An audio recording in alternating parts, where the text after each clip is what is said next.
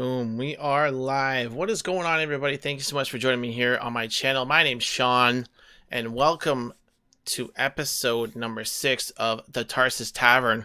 If this is the first time watching the program, what this is an Anthem community talk show podcast, melting pot of ideas. It's basically a place for us to once a week come in and discuss our week in the world of Anthem. We have 4 set topics, which you will see here in a second, that we like to discuss, and then we open it up to some Q&A and some gameplay at the very end. So the talk show portion has been going on for about an hour and a half to 2 hours, and then the open Q&A and gameplay session goes on for maybe about another 2 hours, 3 hours, depending on how we're feeling and how the loot drops are going. So let me switch this up here to our show format and bring in my man, Mr. Scotty Mac. Mr. Mac, how are you tonight, sir? Good, man. You? I am fantastic. A little birdie told me, though, that you got her into her last night. I did. Yes. I did. Hey, are we actually live? We are, yes, absolutely, yeah. Are you sure? Yeah, we should be good to go. Oh, there we go. Okay. Yeah, we're good. Absolutely. Sweet. I was watching the stream and all of a sudden, for some reason, it shifted back to a host, so my bad. Oh, did it? That's weird. Yeah, sometimes it'll do that when you first load up the stream, and then it'll go back. All right, folks. So episode number 6 of the Tavern. We haven't done this in a couple weeks. So again, the way it works here, you'll see down on the bottom left-hand corner, those are our 4 main topics that we're going to discuss tonight. And then again, we'll open it up to open Q&A and some gameplay for the second half. So let's begin with our week in review. My week in Anthem was fantastic. We obviously saw some loot changes come into the game, which we're going to discuss tonight. Overall, I think, which has really helped the game. I think it's opened up a lot of different areas of the game that weren't being played, particularly one of my favorite areas, which is free play. For those that are doing GM3 free play right now, I think it's kind of like the place to be almost. I'll put it, and I think Mr. Mac and others watching who have been playing with us all week will agree. I mean, the drops in GM3 free play have been fantastic, particularly if you're running the amount of luck that we've been running as well too. Again, another one of our topics for this evening. Overall, I think we're headed in a very positive direction for the game overall. And I'm excited to see what they do with this downtime on Tuesday. Obviously, it's more server side, but we are going to be seeing more changes come to this game by the end of the month, and of course, more content. You need that. Thank you, Vastrash, for that Twitch Prime, buddy. Appreciate it. Mr. Mac, how was your week in Anthem? So the week was interesting. There was a lot of... So just before the end of last week, so I guess it was Friday, they had released the patch 1.03. Yes. And that was the patch which had really made a dramatic change to the gearing, the masterwork item levels, and the legendary item levels. And a lot of that, of course, was coming from, needing to scale some of the skills more effectively for the higher difficulties, most notably melee and elemental procs and ultimates, right? Yep. So a bunch of us saw a really big boost to a lot of the stats, with the increase in the power level to the weapons and such, and the components that were legendary. Yep. You did see a really big boost in those numbers, making them more effective. But with that, of course, brought the rise of some other strange glitches, which was, the 2 million point, the million point ranger, whereas there was, a math glitch, right? Which basically came up and said, the way that 1.03 addresses the scaling of that damage allows you to kind of exploit a little bit. But at the same time, I think it also broke a bunch of the inscriptions. It did, yes. And made a lot of them sort of useless. So there were some neat videos that were kind of out and about this weekend, which was specifically outlining things like anything with, like a Q damage or E damage or something, like none of them were actually applying. Yeah. we went so far as to also check, and even if you have something that says, you know, on gear plus 150% damage, that damage isn't being applied. And which really sucks, to be honest with you, because I mean, some of us have got some fantastic loot drops this week, particularly legendary stuff that has some very good rolls, even masterworks too, and none of this stuff is being applied. Yeah. So the only ones that are really working right now are like global damage, global gear damage, the crit damage is a big one, and weapons are fine. Weapons seem to be doing fine. But, you know, anything related to gear damage, they're not working right now. So our understanding is that that's being fixed in 1.04 whenever that comes out. We all suspect that that's going to be also releasing with this downtime that's coming on Tuesday. So I'm hopeful that that's all going to be addressed, because I'd really like to be able to use my gear again. Absolutely, yeah. I think everybody would, man. Yeah, when you told me about this, I was quite surprised by the news too. And you would think that we would have, you know, almost a month into this game, we would have a lot of this stuff kind of under control. But it is a work in progress. And again, we're a community around here. For those watching for the first time, you know, we're positive about this game. We're positive about the future and positive about the changes. So I think again, what's happened this week is a very good indication that BioWare is listening. Everybody wanted GM2, GM3. Now, I mean, let's not be too naive, right? They also dropped this change on the day that the Division 2 came out. So let's not be naive that they understand that there's a looter shooter that also came out that has done extremely well, that they need to compete against. Yeah. Right. And so I think that there's a couple different things, right? So the first thing was that Friday patch. They also removed the whites and greens, I think, right, from our loot pool at 30. Yes, at 30. Yep. Which was a step in the right direction, but I think that had another unforeseen side effect of really crashing a lot of the drop rates. So I think that you know, I think basically, if I had to really sum it up, I think 1.03, although really interesting in conceptual execution, I think it broke a lot more than it fixed. So I'm really excited to kind of see where 1.04 comes from that. And I expect it really to be sort of the best patch I've seen yet. And the fact that they've been, you know, tweaking the gear drop rates all weekend, it's been fantastic. I know everybody in the Discord has been blowing up. You know, I got this drop and I got that drop. And, I think it's really good. I don't think the item show off section of the Savage Squad Discord, which you can find in my channel panels below. It's the big blue one that says Discord. Come on and join us. Has been blowing up like it has the last week. I mean, everybody's just been showing off everything. It's a great time right now to get loot in Anthem, to be honest with you. And again, GM3, I've been telling a lot of people that's what we've been doing, and they've been very hesitant. They're like, I don't know if I'm geared enough, or da-da-da-da. And I said, you know, to get to 205 luck like we're doing, you do have to make yourself a little bit squishy, right? So I don't think people are understanding that if you have a good group of 4 people who understand the game, who are coordinated, taking down that damage, taking down that survivability a bit is not really a big deal as long as you're working together. And GM3 free play, I'm telling you right now, folks, is where it's at. Yeah. And I totally agree.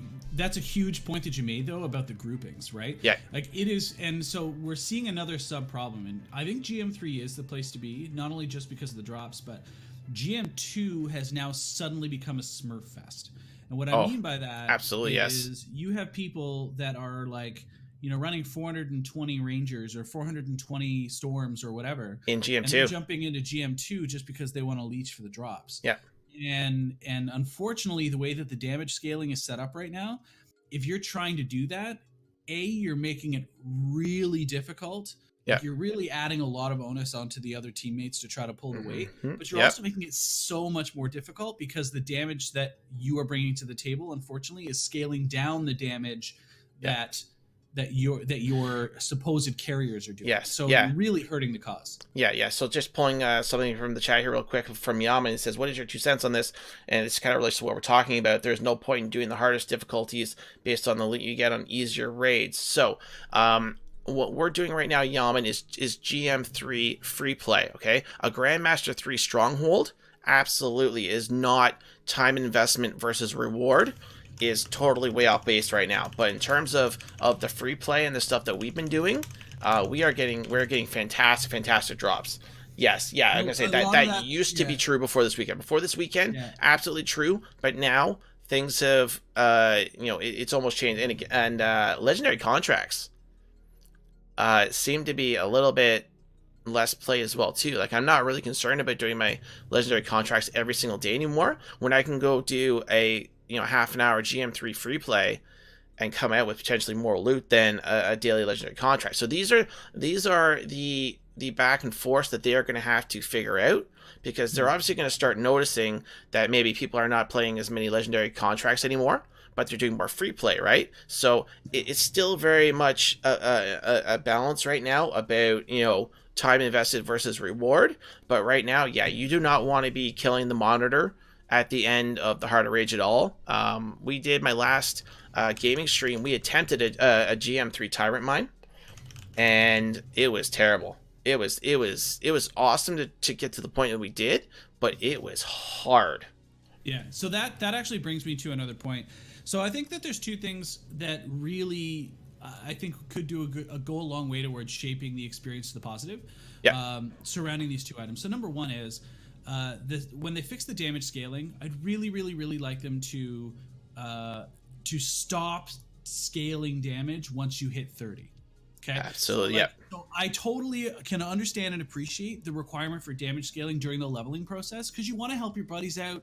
You want to get them along and get them into end game. And I think that's amazing, right? Yeah. Being able to play together and feel like you're actually contributing as a team instead of the full carry, I think is a really great idea. But once you hit end game and you're at level 30, you're mostly Epic's Masterworks probably at that point anyway. Yeah, you're already really there. No reason to be scaling, right? Your damage progression should be made through gear, and you should be in GM1 grinding for that gear. And as you get your gear, doing your contracts, doing your GM1 strongholds, once you've got all your gear, then you can start playing in GM2, right? And you progress that way. But I think honestly, like without fixing that scaling, we're still going to continue to have these like GM2 Smurfs that are trying to get stuff in. And I think that if you fix the scaling, it'll innately kind of sort a lot of that out.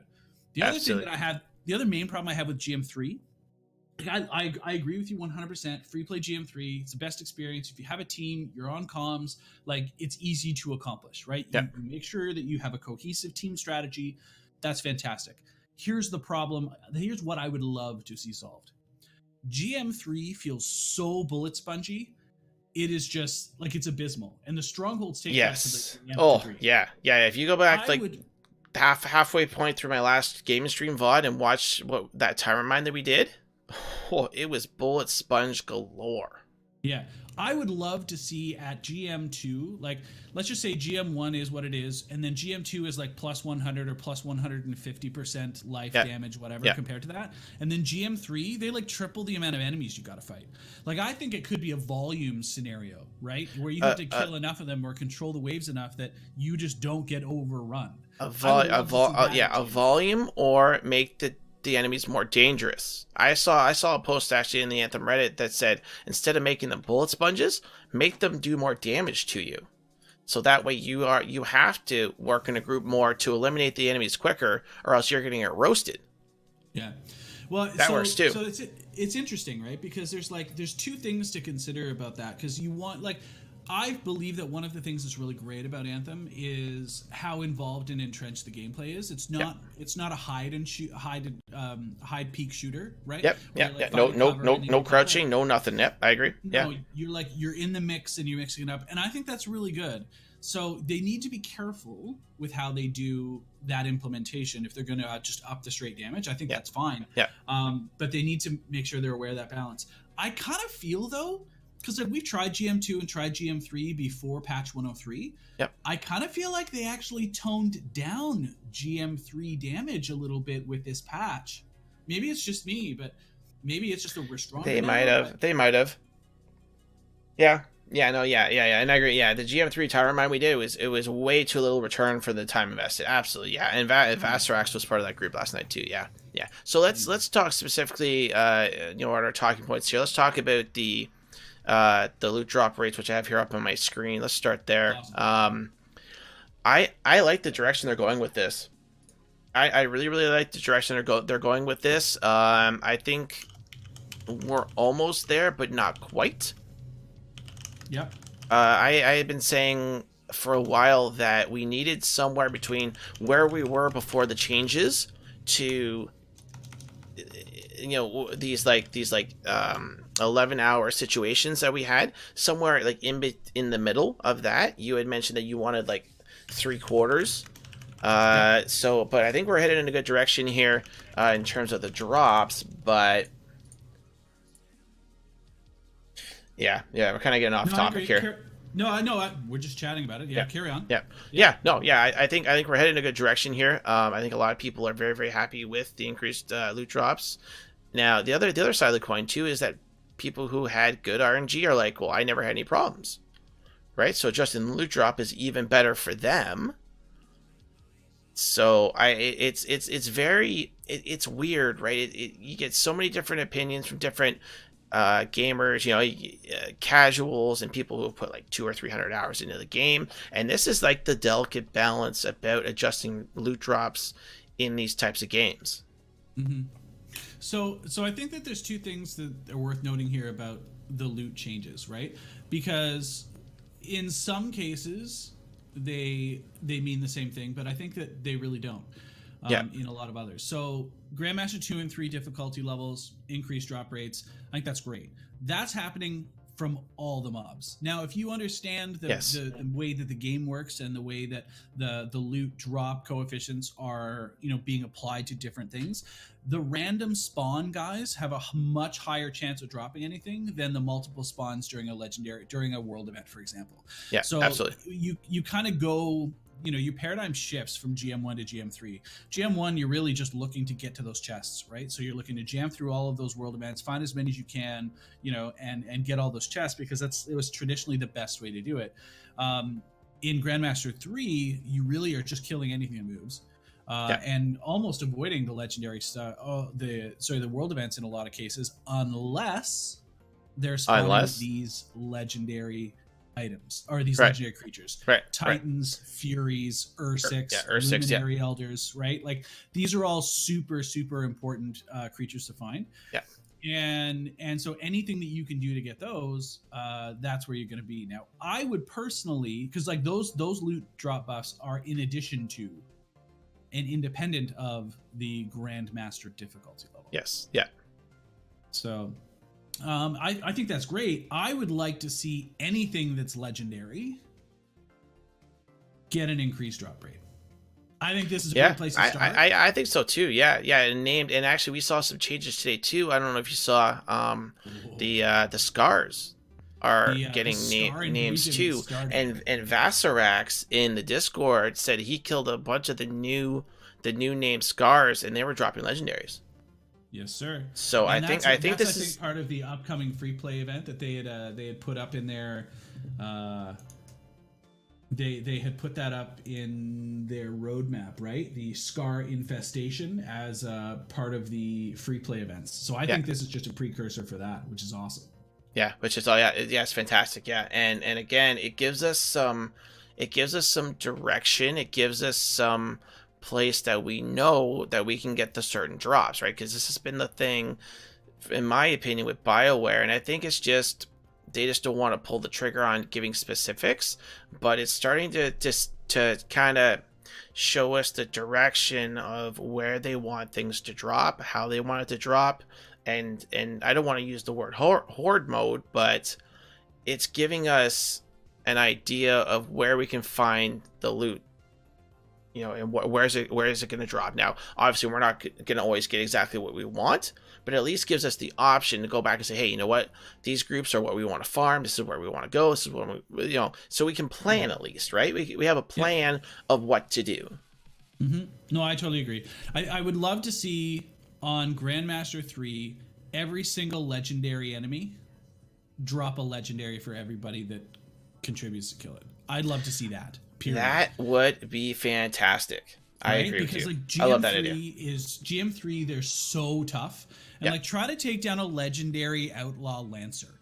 Like unless you are 4-on-1ing that guy with consistent chained ultimates. Yes. He's taking 2 of you with him. Yeah, Right? absolutely. Yeah. That guy's a monster. This is also good too, right? Because this is really bringing out the main aspects of the game that they want us to concentrate on, right? Working together, knowing what our layouts are, knowing what our builds are, understanding, okay, the storm is primer heavy, the ranger or these colossus is detonator heavy, right? So when we go into these big battles and we want to kill these specific, big boys, hoping for the big loot, I think this is almost the direction that they wanted the game to go in the first place, but they weren't able to implement it in some way for some whatever reason, and they're going back and they're able to take more time now to put it in place.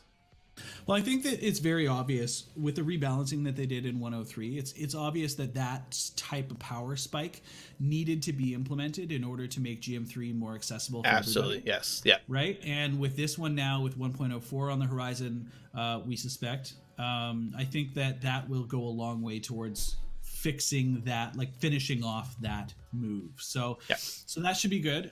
Really looking forward to that. But yeah, the loot is definitely RNG. There's a huge piece of that. But I think that there's also another really big aspect to it that has been also a really interesting bone of contention. There's been a fair share of investigations done, not only on our side, but by a bunch of the other people in the community. And that is about the value of your luck percentage. Yeah, and we can move on. That is our second topic of the evening here. Let me switch over this, how luck works and does affect drops. So let's get into this one. So overall, our community has been testing a lot of different things, because there's still a lot of confusion about luck, right? How much do you actually need? Is there a base luck?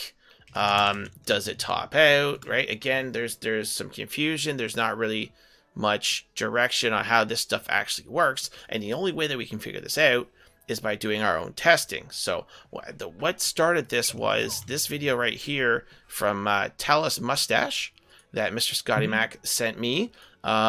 He had some fantastic results here again, giving people credit for their content. This is where it all started for us, and then Mr. Mac really went deep with it. I got on board, just Jodat and a bunch of other community members got on board. So what we've been doing, I sent you that spreadsheet link in our 1-to-1 Discord. Okay. Conversation. Awesome. So okay. If you want to pull that up, we can. Sure. I can pull it right now. Let me see here. Aha. So this is it here. This is the spreadsheet that we've been working on, tracking all of our runs. So we are at how many? Ooh, we are at almost. So we had 76 76 runs, I think. Yeah. So 76 data points, and what we did is we collected those over the course of and tracked what each person's luck was at, and basically determined how many masterworks or legendaries that were run. These were all on Heart of Rage 2 chests. We didn't get into testing the GM 2 or 3 free play at this point, but it's certainly something that we could do after now that the loot buff has been put in. But we basically were trying to then determine if there's an actual breakpoint. Everybody and their mother is talking about luck.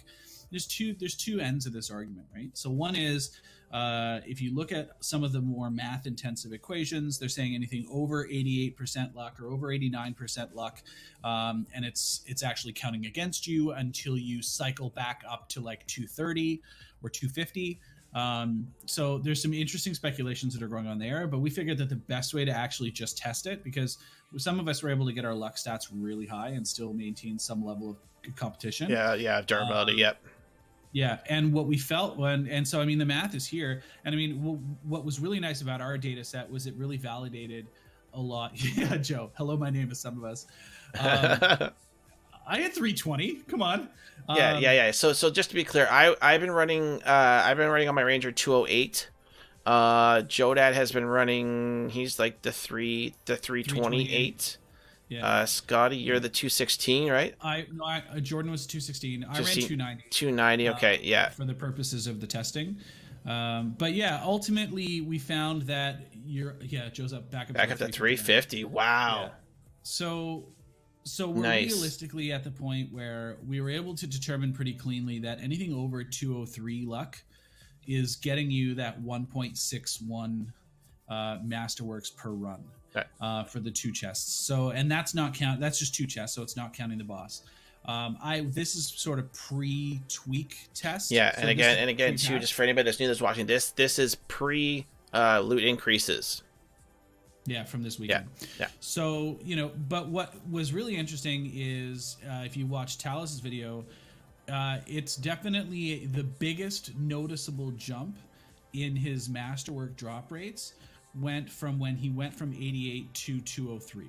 yeah. There was a 1.7% increase in the number of masterworks that were dropped, and it's the highest jump out of any of the periods that he tested. Yeah. So even like 0 luck to 88 luck, there's still a much greater jump in percentage comparatively by going to 203 as opposed to from 88. Yeah, and again, this is his video here. Talis Mustache, again, giving him some credit. 17,000 views on the video, so people are paying attention to it. It's how luck effects drops in Harder Age on. Now, this is GM1. He did do a GM2 video as well too, but this is the guy that started this whole thing for us. And then yeah, again, we have our own internal spreadsheet here. So this has been working for us. I think that's the consensus, is that this has been working for us.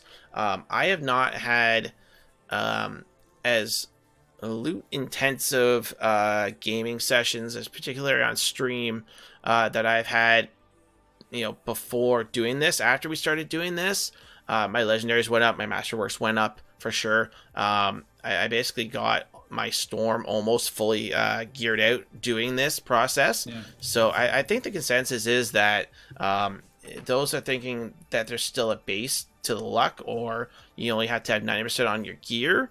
I think this testing is showing that that there's that's maybe not the case. So one of two things. So what this testing basically tells us conclusively is that one of two things is true. Okay, either there is no 100% magical luck base. Yep. Either it doesn't exist, okay, or it's not calculating, right? So one of those two things, or there really isn't a cap to luck in terms of the diminishing returns. Yeah, it's one of the two. So like one of those two things is true. We will never really know which one it is, but we can tell you that anecdotally, based on our experiences, that 205 seems to be a really sweet spot for luck. And Talus even had it at 203, and he was getting the exact same ratio that we were getting on ours, the average being 1.6. So the legendaries still feel really random. Like they still feel totally RNG based. I was going to say, looking at this sheet, it says totals Masterworks 129 and Legendaries 14. 14 Legendaries to 129 Masterworks. That seems... It's the 1%.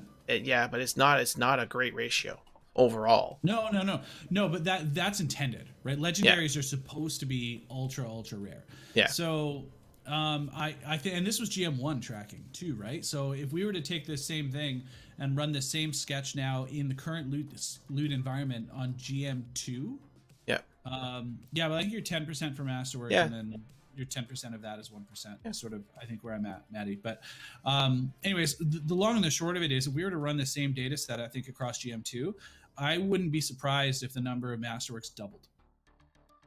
But especially with the changes now. I think it would absolutely increase that much. Yeah. But yeah, so that's something that's worth considering, guys. So when you're out there building your jabs, definitely look for luck and tack it on as much as possible. I've found that I've actually had sort of a subpar drop experience when my luck is under 205. When it's still high but under 205, my luck feels off. So there may be something to that whole going round robin around the calculation scenario that that may be true. But if you can comfortably sit 205 or plus, man, you guys will be fine. You guys will be nice. Just got a legendary launch with 33% luck. Nice. Yeah, I know. I know Vasarax too. Got some nice weapons with like 43% luck or something on them. So I mean, it is really, really possible to get some stuff that has some insane luck on it, which is nice, because then you can put some other items to help you with your survivability and your damage. So definitely pay attention. Don't just scroll through your purples. Don't scroll through your masterworks. Make sure we're watching for the luck stuff. But I think that there's definitely a value to be had now on looking at all of your gear slots. Gear Yes. and weapons that have luck on them, it's an easiest way to do it. Components you'll get, right? Like master components, they're all rolling with, secondary support stats anyway, and luck's one of them. So, you continuing to cycle through your contracts, you're going to get them. Like it happens. But where you really hit the jackpot, and this is the thing that I really like about, the experiment that we did do, is I was fortunate enough to get a legendary Hailstorms renewal on my Storm with 200% charges, 22% global damage, and like 45% luck on that son of a bitch. That'll do it. That'll do it. As soon as I got that, I was like, well, I think I can build around this, right? Yeah, and, that'll do it. What That'll was really do it. Nice, yeah, is it like drove me through a few different builds using skills that I wasn't using before, and that was really exciting. Yeah. So I enjoyed that portion of it, and so this sort of journey has been really good for me in that regard as well. Aside from getting more drops, it's been fun. Yeah, it has. Yeah, absolutely. Yeah. And damn. Yeah, that's a nice little piece to add to the arsenal for sure. Yeah. So overall, because we've had people come into the channel pretty much all week that are still very, very confused on this topic. I see posts on the Anthem Reddit every week that are still very, very confused. So do we need some? We still need clarity on this. I really, really wish BioWare would give us some sort of clarity on this, but again, this has been a really great community. I think a great community exercise for us to do. And they seem a little bit confused on a number of topics. This one in particular. Overall, I would like to see luck gone. I mean, Magic Find in Diablo 3, when they took that out, it was a very, very positive thing. So we need to either get this luck thing figured out and tell the community exactly how it works, what it does, or we need to get rid of it. I think the problem is they're not actually sure if it's working as intended. Right. And that too. And nobody's really taken the time to really yet. Nobody's really come conclusively with I agree, man. Is it working or not? Right. Yeah. So once they sort that out, then communication will be forthcoming for sure, because you're right. It's a loud enough wheel that it's going to get some grease, right? So that's coming. Stat page, I'm excited. Eventually will be coming. They did say that on the live stream. It's something they're working on, but I think that they need to, before that comes, all the systems need to be working properly. Absolutely. And I think that's where they're focused on right now. I know that somebody earlier had mentioned in our Discord for topics, like, let's talk about, spending time on fixing existing property versus getting new content. And I think that what's really, really important is you actually need to do both. Like, you can't do one or the other in the situation that Anthem's in right now. They really need to be doing both. You need to be able to shore up the foundation, and then at the same time also make sure you're producing new content, which is going to keep people in the game playing. This loot carrot thing is only going to run for so long. Absolutely. Yeah. So I agree. Yeah. And that moves us into our kind of like our final targeted topic here for the evening. Let's talk about future content, the content roadmap a little bit, because I think that's really the next step for us. We are coming towards the end of March, which the roadmap says, starting March 2019, Echoes of Reality, Act 1, and then moving into Act 2. This is the direction that the game is supposed to be going, with new events, new missions, new rewards, new strongholds, expanded progression system, guilds, and leaderboards. Now, the guilds and leaderboards are going to be the end of April, but a lot of some of the content here is supposed to be coming at the end of the month. So my question is, with this, and I'll bring this up here, with the expected server downtime on the 19th, basically on Tuesday, are we expecting server downtime and then content drop? So I think we're starting to see some of that already kind of filter through. I think they're starting to kind of sprinkle in the server side stuff that they're able to do, and I think that's been happening all weekend. Like we talked about earlier, those scars, those specially named scars, I think are part of it. Yes. And so that's definitely coming. I think that we should see a big patch after it comes down. No, CST. Pull that up again, actually, Sean, if you don't mind. The downtime piece. The Joe, downtime piece. I think it's 7 a.m. to 9 a.m. Central Time, Joe. CDT. I don't even know what CDT is, but no, It's yeah, it Central should. Time. Yeah, the most of the world runs on PST, EST. I mean, Yeah, I kind of agree with Joe that there. I mean, I kind of agree with Joe, but anyways, so it's all good. That all said, I do expect us, once they come back from that, there will be likely a client update that we're 8 to 10 EST. Okay. Yeah. All right. So that's AM, right? So I Yeah. definitely expect us to have a content patch, barring any sort of strange stuff that's happening in the background, and I'm really excited for it. If you take a look at that initial, they had like a post with all the pictures. You remember there was like, there will be giants, beasts of the field, new items, outlaw outrage, legendary missions phase 1, all that yes, sort of yeah, stuff. yeah. Actually, here, Mr. GTA Canuck actually posted something in the Discord. Let me bring it up. That actually details that, Mr. Canuck. Yeah. But I think what we're going to see here is, if you actually go through some of this, a bunch of this has already started to happen, right? There it is, baboosh. Yeah. Hold on, let me bring So this. there will be giants. Obviously, we had round 1 and round 2 of, right? Yeah. Beasts of the field. I think we're already starting to see some of that seeded. So if you guys have been running your contracts, or even just like the regular ones, you've come across these arcanist researchers periodically in the field, and they're researching the remains of creatures, and all of a sudden you get inundated with brutes, non-stop brutes. Exactly, Joe. That's exactly what I would love that. I have said that some of my most favorite encounters in the game are the ones with the large monsters and the brutes and the beasts. I think they need to absolutely focus in on this. Like, make the world dangerous. You know what I mean? Make the world dangerous. Have like packs of Ursics. Have like packs of Titans. Introduce new friggin', I don't know, like crazy lizards that come out of the water, right? There's nothing dangerous about going in the water, right? You plunge into the water, you kind of swim through the tunnels. That's all you do. I would love to be free playing, and then some sort of like huge fucking like kraken or like a worm blows out of the water while you're flying over top of the water. You have to stop and take care of that motherfucker. Yeah, I can get behind that. Hey, Cherry Blossom, who is a fantastic fellow Anthem streamer. Let's pull this one out of the chat here. I know you guys just agreed on the desire to want fixes for new content, but I feel that a medic support-based job is really needed for better player synergy. I'm going to agree with Mr. Mac that I don't think we need new javelins right now. I think we need content. We need this content roadmap here to be starting to unfold. Yeah, and we've talked about the support javelin or the medic based skills. I think it was the last episode that we did together.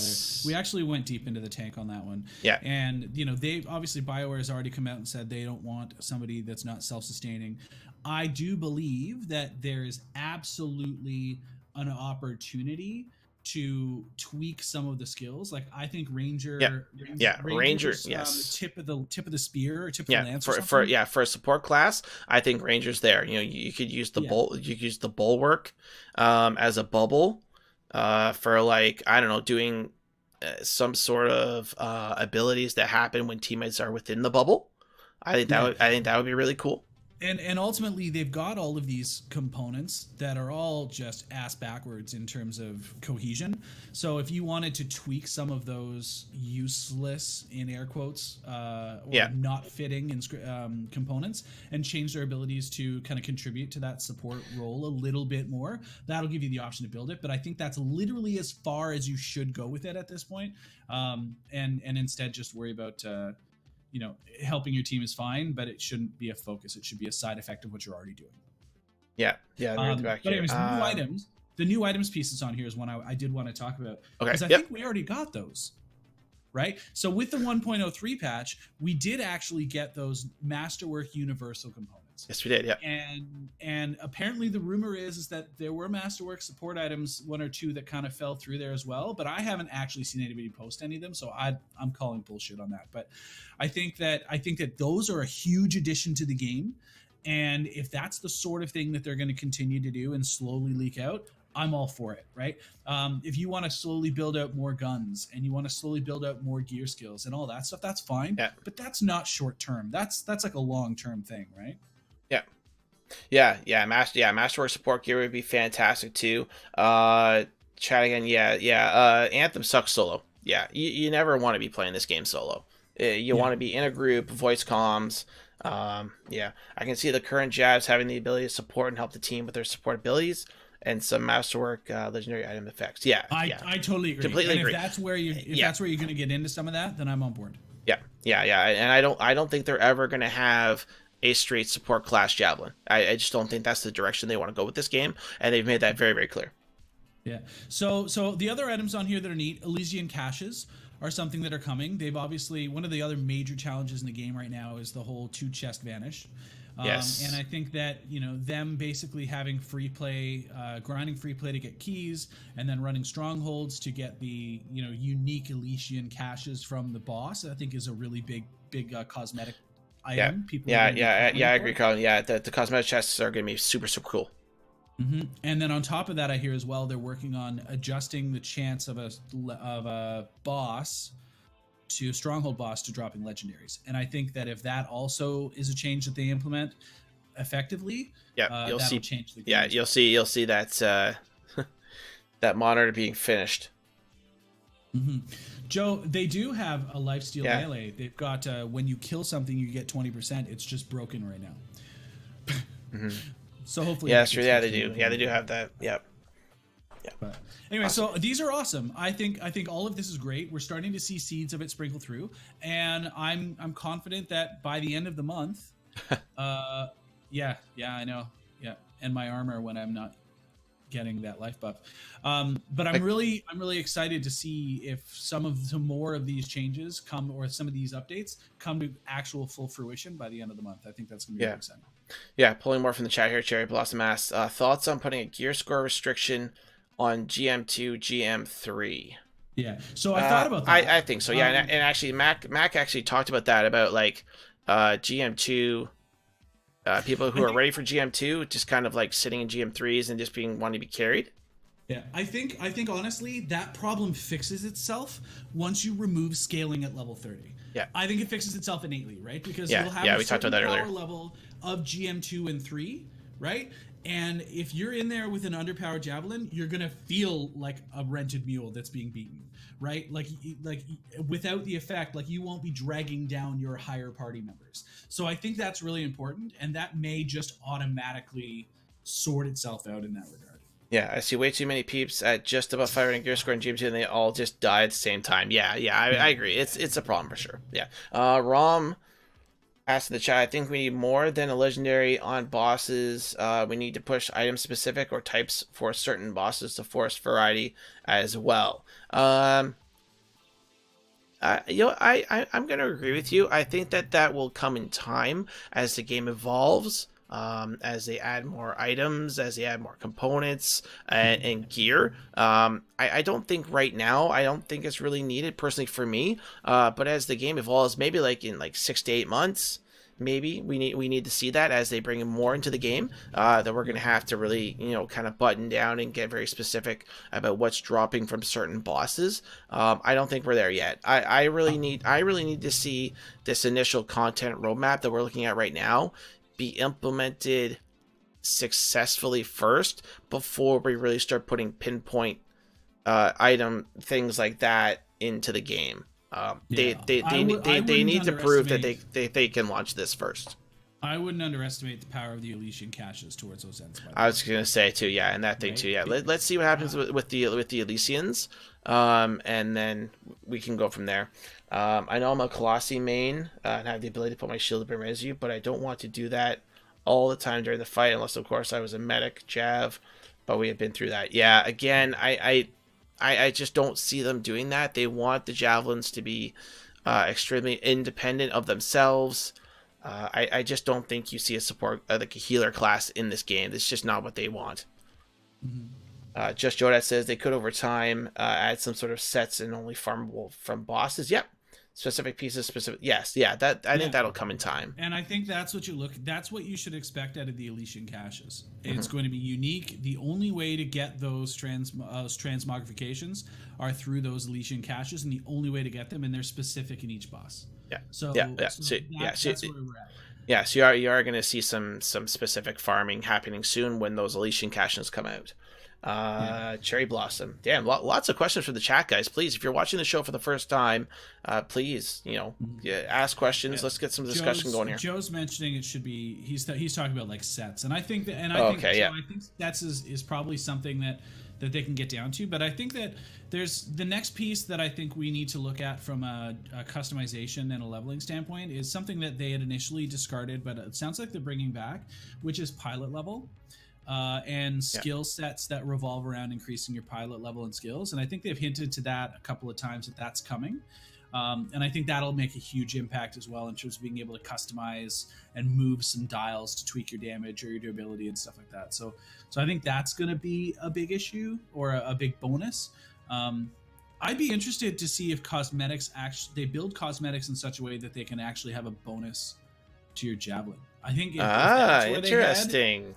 If that's where they head for another layer of mechanic, that could be really interesting. I like that. The challenge with that is that they can in no way, shape, or form make those specific sets available for purchase in the store. They should 100% only be available through missions or leashing. Yeah, bebop with coins. Yeah, Cherry Blossom says tank healer main in all games I play pretty much support for life. Yeah. So like tank healer, that's a very very RPG MMO type of aspect, and I understand that there's aspects of this game that are RPG and MMO, but at its core, this is a looter shooter. So I just don't think it happens, man. They made it very, very clear this is not the direction they want to go with this. Did they mention at all about fixing dropping into boss fights? And no, they did not. No, like going into a monitor boss battle right away. They did not say anything about that. Joe, there has been nothing official stated on the subject. No, there hasn't. No. Okay, y'all. Anything else from chat? Anything else you guys want to talk about here? Let's pull some stuff from the Discord maybe too. I know there's a few questions in the Tarsis Tavern. Consensus on success of luck builds. We talked about that. Matty Fresh says once you hit level cap, odds of better rolls on purple should be exponential if they are going to drop as many purples as they do. So I've seen a fair number of purples get better.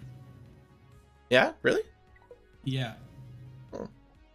Yeah, I've seen a lot. Now maybe that's just through the sheer volume of them, however. Yeah. Right? Like we've been seeing so many more. So maybe that's it. Who knows? Yeah, maybe. What else do we have here in the Discord? Loot distribution and targeted farming ideas we talked about. Rick Jackson asks, idea for expanding on ultimates. That's interesting. So what they may be able to do with that, and this might be interesting if they do eventually get there, is if maybe they give us another piece of gear.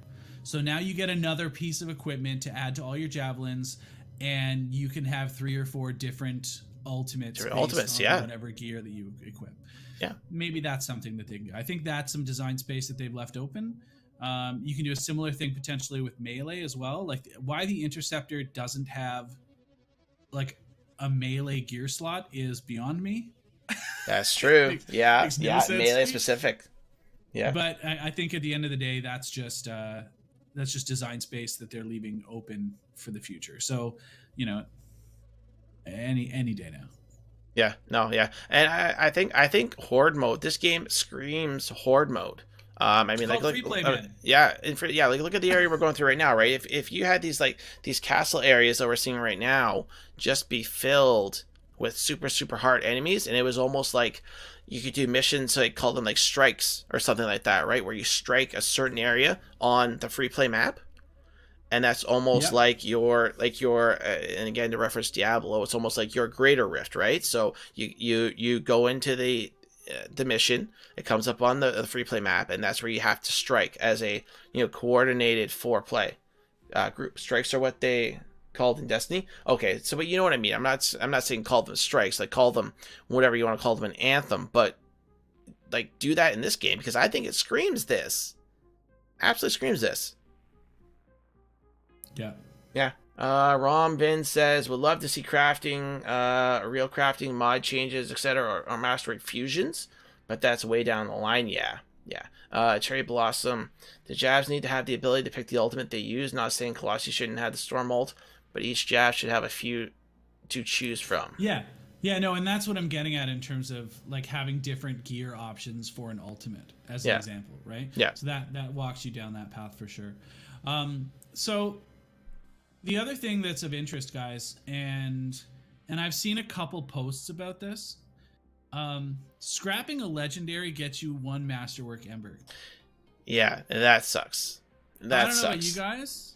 That feels sucks. like a really, really, really terrible situation. You should probably just not scrap them anymore. Just hold them. Yeah. Don't scrap them. Feels way worse to scrap it and get a masterwork than just sit there staring at your beautiful golden loot. Just my opinion. Yes, and I mean, who knows? I mean, maybe they know that that's a concern right now, and maybe they they flip the switch on saying, okay, legendary now gets you or gives you like 10 masterwork embers and so much compound and so much, I don't know. Is Ranger ult ever going to detonate? I hope so. Is it supposed to? Absolutely, yes. Ranger ult is supposed to detonate. Yes, Okay. that is supposed to be something that's happened since day one, and they have not changed it yet. It was asked a number of times in the last live dev stream. I was screaming about it in that dev stream too, and they didn't answer, and they haven't commented on it at all, which kind of sus, because I think if Ranger ult was detonating, I think you would see much more cohesiveness between Storm and Ranger. Specifically, right? So it's interesting. I was watching. So I watch a lot of content, right? Yeah. Obviously, because you don't, it's tough to produce content when you're talking out of your ass all the time. So you kind of need to do your homework. And so I've been watching a ton of videos on storms and storm loadouts and different things, and watching the actual technicality behind people's gameplay in like the higher difficulty levels, GM2 or 3. And let me tell you right now, there is a direct correlation to efficient success in relation to people not just stealing fucking combo breaks all the time. Okay? So when you play a storm, right? And you're playing with a Colossus and a Ranger and 2 storms or, whatever, and your storm should be priming for everybody. Let the Colossus take care of all the peons with his AoE detonation, and then have the Storm prime again, and then have the Ranger do his combo on the big guys that are left over. Like, this is efficient management, boys. Absolutely, okay? Yes. And actually, Ranger ult, I think, is very, very underutilized, or people don't realize that if you single target a legendary with the Ranger ult, it does a lot of damage. Dude, it does a very significant amount of damage. Let's make sure that we're all 100% clear on this, okay? The combo completion on every class that is not a Ranger is a 3,500% damage bonus. Yes. Yep. Okay? A storm spreads status effects across the AoE affected area. That's their bonus. The Colossus does additional bonus in the AoE around that combo. That's their bonus. Yeah. Interceptor, fucking no idea what the hell they do. They get the aura. That's it. Yeah. So it's not really that big of a deal. No.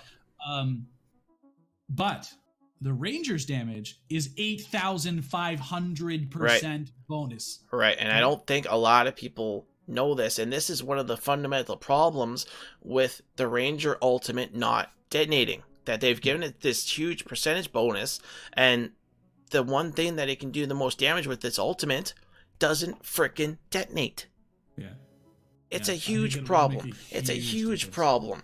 And I think that the Ranger would get much more love if the ultimate worked the way it did, and then you have these fast ultimate builds. I think the Ranger would be putting out way more damage than it is right now if things Yeah. were working properly. Yep, agree.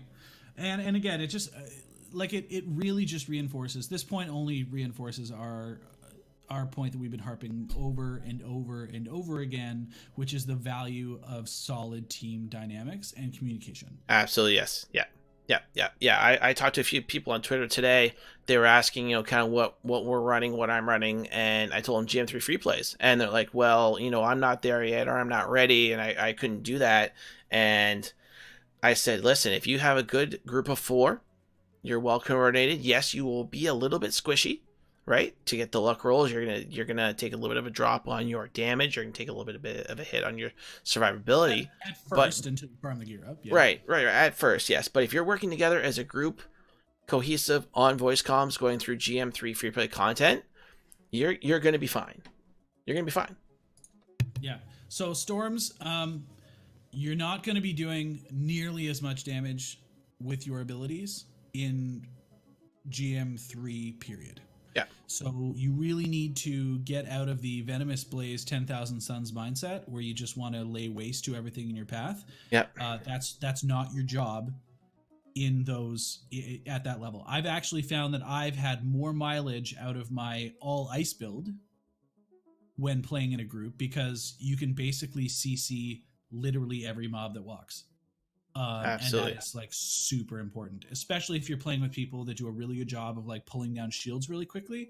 Yeah, you can easily handle an entire battlefield and keep it held down. Yeah. Our man Rom here in the chat. I've seen some people talk about giving Rangers a boost in power by letting them carry heavy weapons like a Colossus. What do you think about that? I think it's absolutely the wrong direction to go with the Ranger. We've talked about in previous episodes some of the things that we would like to see with the Ranger. For me, what I guess like my top 3. A, we've already talked about it. The ultimate needs to detonate. B, I would like to see some abilities that play to the Ranger's strength, which is using guns. So I would like to see one thing that was discussed was reloading while sprinting. I would also like to see the Ranger have the ability to reload their guns faster than the other classes, which would give it a natural DPS increase just because you're able to put more damage out there from your guns. I would also like to see some sort of like a stim ability where you could use it to either, again, increase, I don't want to say damage, but like increase your reload time, maybe add like an additional effect or something. So it'd be like a time stim pack, very similar to what you see in Call of Duty, right? So you can like hit a button on your arm, just like, right, and it goes through your javelin, and it could be a certain set amount of time that you get an additional perk. I think the Ranger needs to remain the all-around combat kind of like soldier class, and they could really work it. Run and gun soldier. Yeah, running gun soldier. So you need to play off of those type of abilities and those types of things with the Ranger, rather than it giving it perks of the other classes, right? I mean, Colossus is the only one that should be using heavy weapons, period. But again, to follow up on that too, right? Like when you talk about they shouldn't be using stuff from the other classes, I think that echoes into something like why do you have components that buff on melee kill? Like why? Right, like your melee's a primer. You're finishing off with something else. You're never using your melee to finish something else. Why do you have a hovering component? Like this sort of stuff just doesn't make sense, right? Like those are the ones that are against the grain, that are trying to do what other classes do, but doing a terrible job of it. Yeah. So just clean all that crap out and give the Rangers more of an identity, and I think that you've got a real solid class there. We talked about this in episode 5. I think the last episode was that the Ranger components overall are very, very confused. Yeah. They're very, very confused. So I think if you cleaned up the Ranger components to actually have them work like flow that the Storm and the Colossus and the Interceptor do, because those javelins, all of their components complement each other, right? Yeah, The absolutely. ranger is all over the place, so that's where you really start. You start with the ranger components, and then you can look into some other abilities. Like I said, a faster reload, reloading while sprinting, right? So we look even at if you like just soldier type replace abilities. even if you just replace some of those existing masterwork abilities with those abilities, you're in. Exactly. Like it's Yeah. an easy fix. Yeah. Right? Yeah. And you can absolutely do that. So, anyways, I think that's we've said this on Ranger like a thousand times, and I'm glad that we're in agreement on it because I know you've played Ranger more than anyone else I know, except for maybe Vass, because that guy's a monster. Yeah, Vass. Yeah, he's on screen actually right now, in his nice I pink and know. blue Ranger. I love that. I That's love why I that made the Ranger, man. comment. He's Yeah. like the only legendary Ranger. I know that if I'm playing with him, man, like you don't have to worry about it. You don't Yeah, have to worry and about he him. actually, I think he runs. I don't know if he's in the chat now. He runs Spark Beam, which is very He sure interesting. does. Yeah. Yeah, he melts shields, man. Yeah. Which is, as a ranger, what I want my ranger to be doing as a storm. Like, if you're my ranger, you should be melting shields for me so I can freeze them so you can blow them up. That's what you should be doing. I've got a real nice Rounders Blaze that does 200% extra damage that eats shields. So yeah, it's really nice. Yeah. Actually, I am so lucky that I got that Rounders, man. It's so nice. so nice. Yeah. So, anyways, that's so I you know, and again, as we start, I think maybe something that we could start looking at, especially for next Tarsis, is let's start to take, now that we're going to be playing in higher difficulties, it's going to be more important for us to start working on. You know, we've been working on all of our individual solo tactics and our builds and trying to optimize and such. But I think now it's time for us to really buckle down and start worrying about our team tactics, especially since we're playing higher level content. So I think that, you know, a good point for us to start looking at and maybe setting some expectations for the future is obviously consistently reviewing the content that's coming out and addressing any news. But I think that it's really time to start, you know, buckling down on how we're playing the game and why we're playing it that way. Yep. And that I think is what's going to make us all eventually strong alone, but stronger together. Oh, haha, Mr. Mac. Yeah, because really, I mean, like, if we're still another couple weeks away from any sort of new content, we're gonna need things to talk about. Because I was watching some other podcasts today too that are based on Anthem from some larger. And they're like Freelancer Chat, for example, and they're changing everything up. I was just gonna say you watched today's Freelancer Chat. They were like, well, you know, we're still gonna talk about Anthem, but we're also gonna talk about other looter shooters too, because you know, Anthem's not really doing much. So yeah, we're definitely gonna dive deep more into those types of topics and discuss them on the tavern. It's very important to for us to get the community feedback as well. So please, if you have not joined the Discord yet, please pop into the Discord. There is a specific Tarsis Tavern channel, and every week, please make sure you put your ideas and your thoughts into the Tarsis Tavern channel, and we will talk about anything you guys want to talk about. Rook and Matty Fresh put in some great topics that we touched on here today. So this is a community show. This is a melting pot for you guys to come in here and discuss what you want to discuss. We pull stuff out of the chat. We've done that pretty much, you know, 5 or 6 times here today. We want to talk about the issues in the game that you guys want to talk about as well. So please make sure to join the Discord and become a part of the community. It's been growing like crazy. This game has a lot of support behind it. A lot of people that love it, that are very passionate and looking to the future of this game. And you know, yeah, you need more practice. Kieran's having fun with me. So I think realistically, I would love to see. I would love for you to get Vass on a show and the two of you talk Ranger strategy. Yeah, that's a great idea. And actually too, I'm gonna start pulling some people out of our fellow streamer community. Like Cherry Blossom is a fantastic Anthem streamer. Actually, let me pull up my list here. I would never do this normally, but I know him. Mr. Treasure Chest is lurking the channel right now too. He is a fantastic Anthem streamer. So yeah, we're gonna start, you know, pulling some community members out here, and I'm actually gonna start reaching out to members of EA. I'm gonna start reaching out to maybe my good buddy Jesse Anderson, who for some reason doesn't I don't want to say doesn't want, but he's not working on the EA Game Changer program right now, which it's understandable. But he probably hates me by now, me bugging him about that. But yeah. So Ranger, and we can have other people on that are experts in Storm and that kind of stuff. So the content of the show is going to develop. If we had Joe and Vince talking Interceptor together. Oh yes, absolutely. Oh my god, that'd be sweet. On the wall for that one, guys. Like there are like Sean was saying, there are so many amazing people that have demonstrated a clear understanding and a will to play this game. And a passion for this game. Yes, and that's definitely something we're going to do in the future. Yeah. So, anyways, I think that's definitely something to look forward to. And you know what? If it takes off and you guys want to see like YouTube stuff, then let us know, right? Yes, like, and actually, we all stream like crazy, right? And we can all produce content and video stuff. Like, how insane would it be if we were running a 4-man, we all streamed, and then what you could do, Sean, is get all of our VODs and fucking sew them together in a 4-panel and put that up to YouTube. Absolutely. Yep. With all of our like commentary over the top, buddy.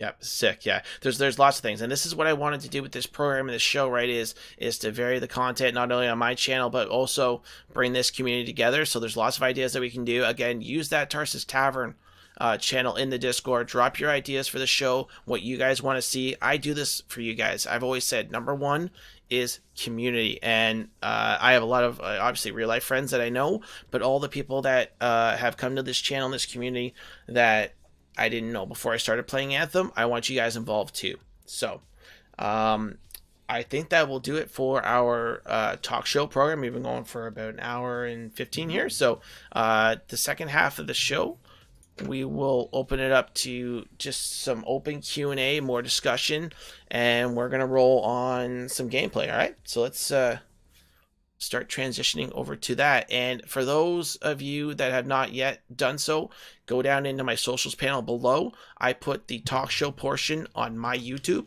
So that'll be done probably on Monday evening or Tuesday. So if you missed anything, or you're just joining us halfway through or whatever, the entire talk show episode will be up on my YouTube. Check it out.